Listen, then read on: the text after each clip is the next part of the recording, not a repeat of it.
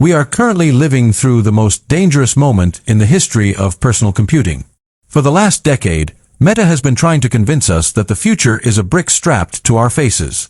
We've had the Quest 2, the Quest 3, and the Quest 3S, devices that were good enough for gaming but failed to replace the world around us.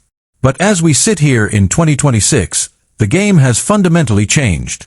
The rumors coming out of Reality Labs aren't just about a new headset, they are about a paradigm shift. This is the Meta Quest 4. And if the leaked internal memos are true, Mark Zuckerberg is no longer trying to build a VR console. Welcome to my channel Tech Launch. Subscribe my channel and click on the bell icon for the new tech updates. He is trying to build a device that makes you forget you're wearing one at all. We are talking about the Pismo project, a code name that has sent shockwaves through the industry.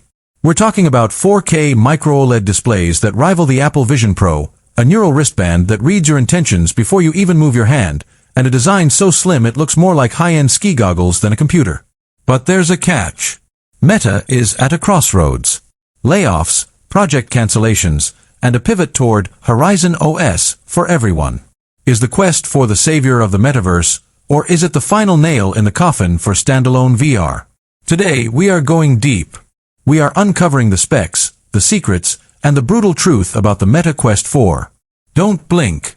Reality is about to get very blurry. To understand the Quest 4, you have to understand the chaos of 2025. Meta had a problem. The Quest 3 was a hit with gamers, but the mainstream still wasn't buying into the metaverse. Then, Apple released the Vision Pro, and suddenly, the world saw what spatial computing could actually look like. Zuckerberg realized he couldn't keep making plastic toys. He needed a powerhouse. But building a powerhouse is expensive. In early 2026, Meta Reality Labs faced massive restructuring.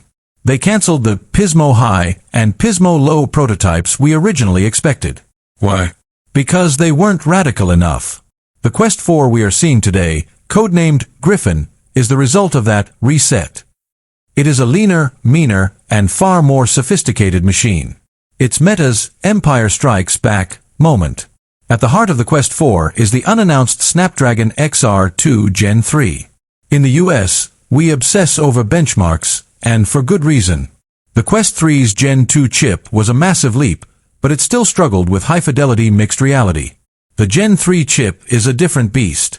Built on the 3-nanometer process, it features a dedicated NPU, a neural processing unit, designed specifically for Meta AI.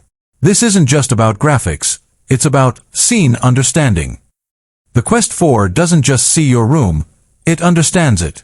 It knows the difference between your couch and your dog.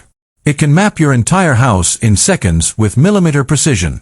This chip allows for occlusion that is near perfect. If a digital character walks behind your physical chair, you won't see any weird shimmering edges. It will look like they are actually there. This is the power required to bridge the gap between VR and reality. Let's talk about the screen door effect. It's been the curse of VR since the beginning. You put on a headset and you can see the pixels. Not anymore. The Quest 4 is rumored to move away